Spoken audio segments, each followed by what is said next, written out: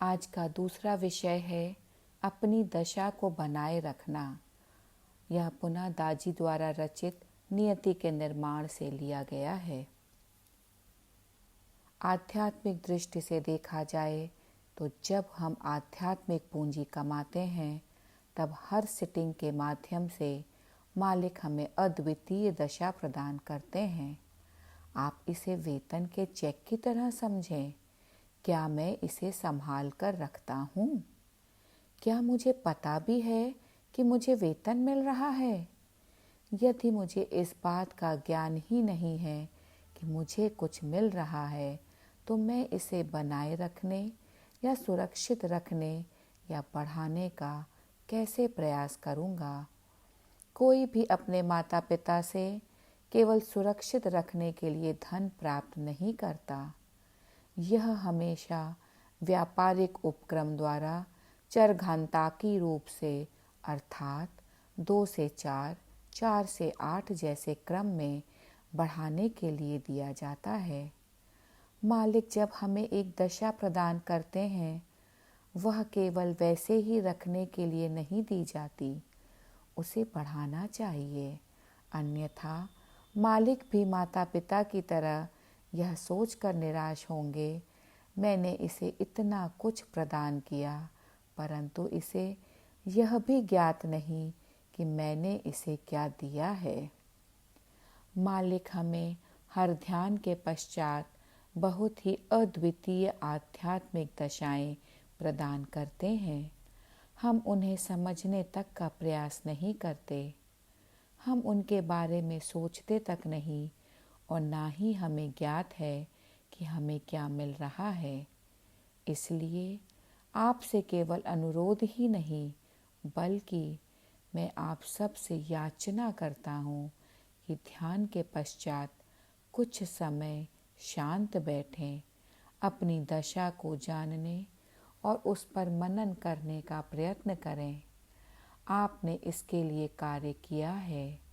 आप में से कुछ लोगों ने आधे घंटे के लिए या 1 घंटे के लिए ध्यान किया होगा। इसलिए ध्यान के पश्चात अपना निरीक्षण किया करें। अपने समय में से इसके लिए बस 5 मिनट की ज़रूरत है। जब आपने इसके लिए इतनी मेहनत की है तो और अधिक 5 मिनट क्यों नहीं खर्च कर सकते? इसे समझकर इससे एक रूप होने का प्रयास करें, इसका आनंद लें, इसे संभालें और इसके साथ आगे बढ़ें। तो आध्यात्मिक संपदा को संभाल कर रखने के लिए सबसे पहली बात है यह जान लेना कि आपको ध्यान के माध्यम से क्या प्राप्त हुआ है। इसे बढ़ाने का प्रयास करें और यह निश्चित करें कि यह बढ़ रही है।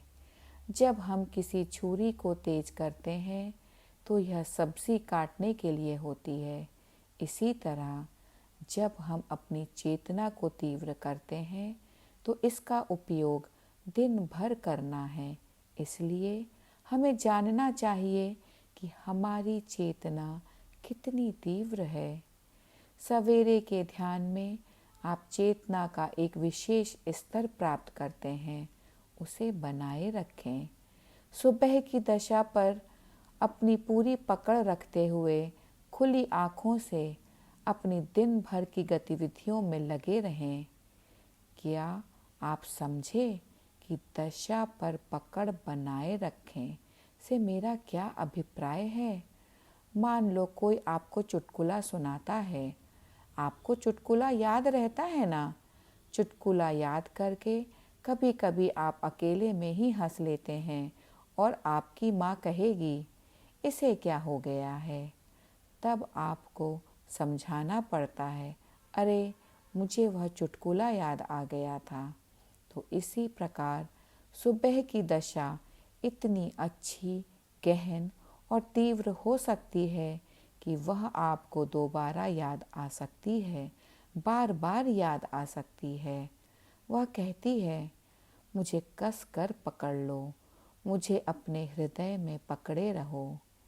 आप उस दशा के साथ चलते हैं, काम करते हैं, पढ़ाई करते हैं, यही ध्यान की वह अवस्था है जिसे हमें दिन भर और रात भर बनाए रखना है।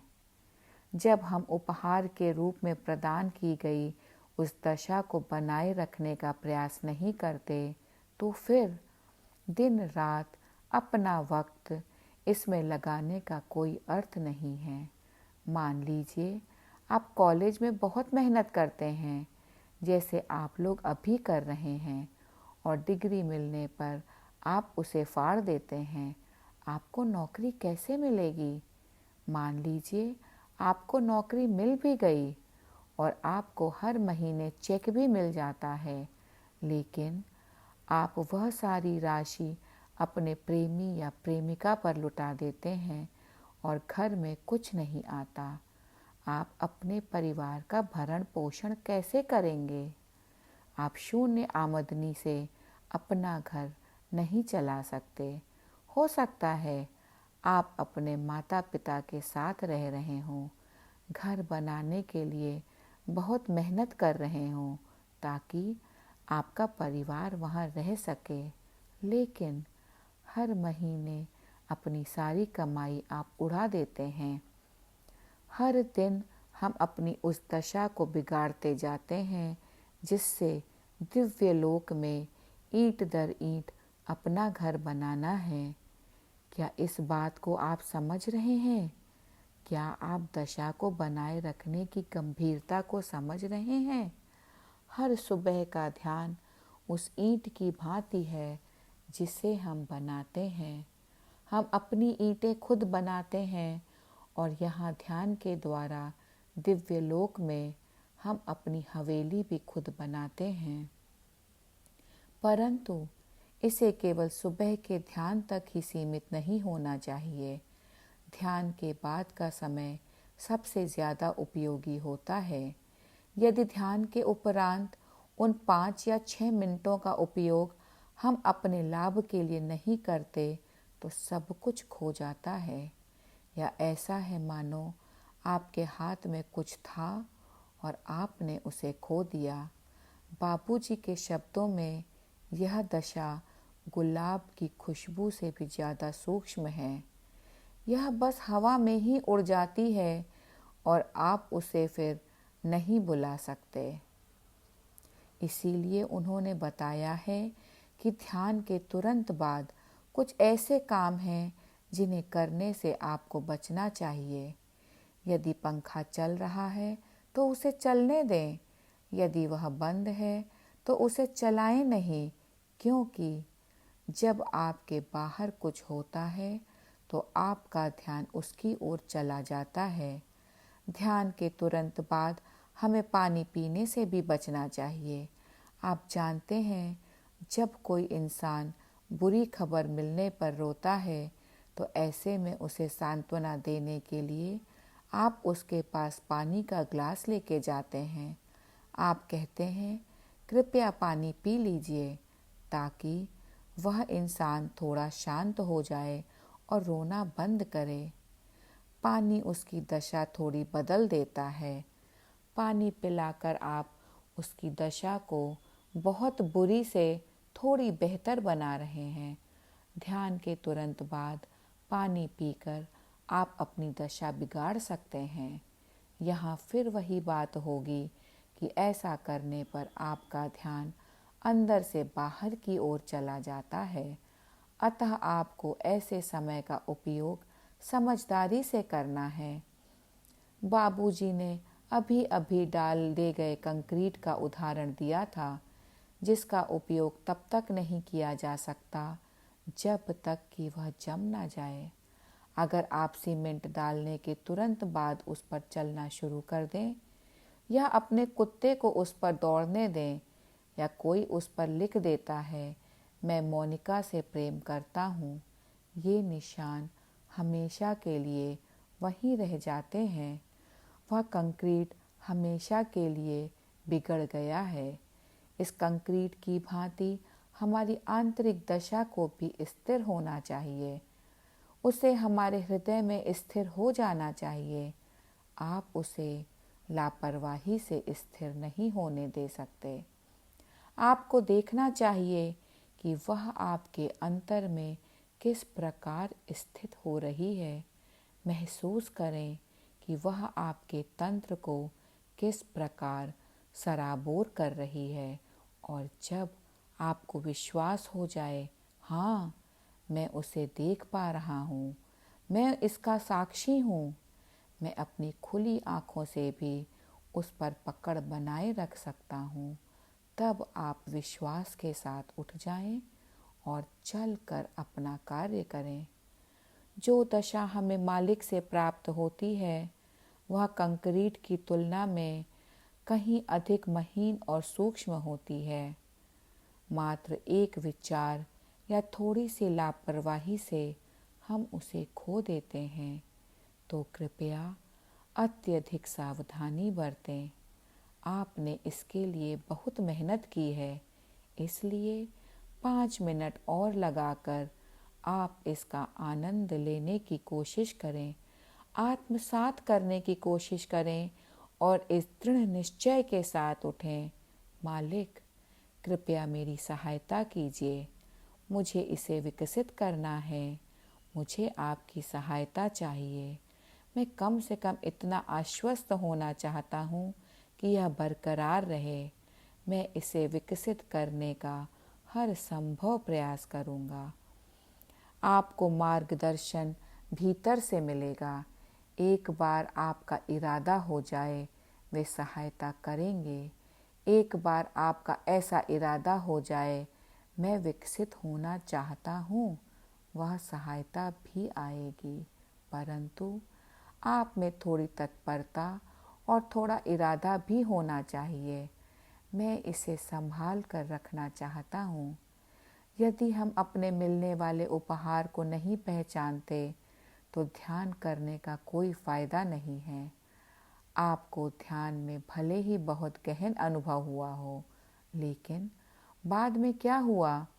पूरी रात आपने टीवी देखा है, शायद इंटरनेट पर सर्फिंग की है, अपने कंप्यूटर पर पिक्चर देखी है और आपकी माँ या पिताजी को लगता है कि आप पूरी रात पढ़ाई में व्यस्त रहे।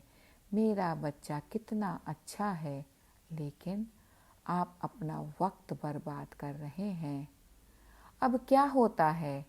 आप सुबह उठने के लिए संघर्ष कर रहे हैं। आप पूरा ध्यान तक नहीं कर पा रहे हैं।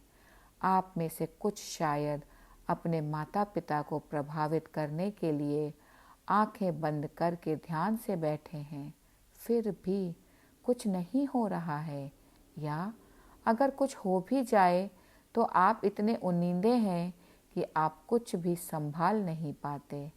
मान लीजिए संयोगवश आप कुछ संभाल भी पाएं तो वास्तव में बहुत अच्छा हो, परंतु बाद में आप कॉलेज जाने के लिए हड़बड़ी में हैं। अरे, मुझे जाना है, मेरा गृह कार्य भी बचा हुआ है, या यह काम भी बचा हुआ है, मुझे भागना होगा।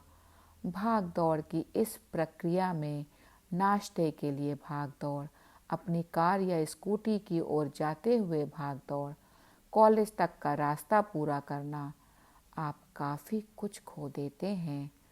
खुली आँखों से भी हमें ध्यान की अवस्था में रहना चाहिए। ध्यान की अवस्था क्या है? आपने स्वयं को हृदय की ओर केंद्रित कर लिया है। आप अनुभव करने में अधिक सक्षम हैं, चूँकि आप बातों को हृदय से समझने का प्रयास कर रहे हैं। चीज़ों को देखते हुए आपकी नज़रें वहाँ हैं, परंतु ध्यान हृदय पर केंद्रित है। आप सदा ही चीज़ों को अपने हृदय में तोलने की कोशिश करते हैं। आप उनका विश्लेषण मन से नहीं करते। आपका आंतरिक रडार खुल जाता है। इस आदत को विकसित करना है। यदि आप स्पष्टता से भेद करना चाहते हैं तो यह अनिवार्य है। वह मन जो संतुलित नहीं है, वह अपना रडार खो देता है, वह अपनी दिशा खो देता है। पवित्र मन को अपने भीतर से ही दिशा मिल जाती है, क्योंकि वह केंद्रित होता है। स्थिर मन अपना केंद्र ढूंढ लेता है, इसलिए ध्यान अंततः अपना केंद्र निकट ले आता है और उसे सुस्पष्ट बनाता है। अपने आंतरिक मार्गदर्शन का आप हर समय अनुभव कर सकते हैं। गलत बातों के लिए वह ज़्यादा तेज आवाज़ में बताता है। सच के बारे में शायद वह कुछ भी न बोले, क्योंकि सच उसकी प्रकृति है। आखिरकार जब मैं सांस ले रहा हूँ, यह जानना मेरे लिए ज़रूरी नहीं है कि मैं सांस ले रहा हूँ। जब मुझे सांस लेने में परेशानी होती है, तब मुझे अपने आप पता चल जाता है कि यह साधारण नहीं है, इसलिए मैं डॉक्टर के पास जाता हूँ। लेकिन जीवन में जब सब कुछ सामान्य रूप से चल रहा है, तो आपके पास ज्ञान या अनुभव के तौर पर कुछ नहीं आता। सत्य का उदय में बाबूजी महाराज ने षट संपत्ति या साक्षात्कार के 6 चरणों के विषय में बताया है। पहला चरण ही विवेक है, जिसका अर्थ है विभेद करना।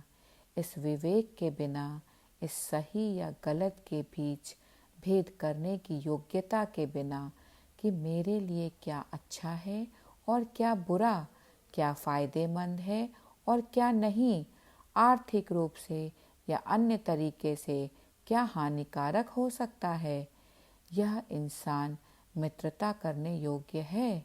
देखिए, अब आपका आंतरिक रडार खो चुका है। जब आपके हृदय में पवित्रता आ जाती है, वह आंतरिक रडार बहुत शक्तिशाली बन जाता है। हृदय में पवित्रता होने पर आप बहुत कुछ कर सकते हैं। धन्यवाद।